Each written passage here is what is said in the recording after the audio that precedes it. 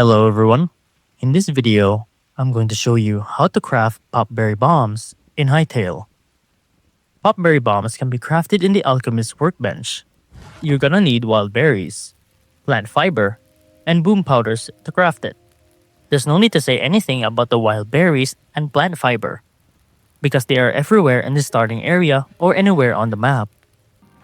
However, for the boom powder, you can get these from the boom shrooms deep inside the caves. As long as you wander around the caves, there's bound to be a cluster of boom shrooms that you can find.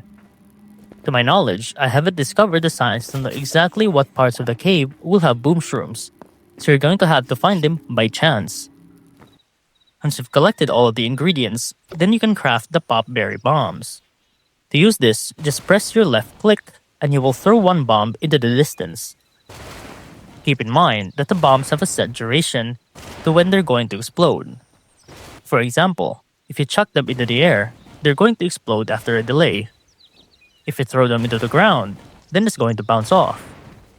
But if it makes contact with a mob, then it'll explode immediately. And that's how to craft popberry bombs in Hytale.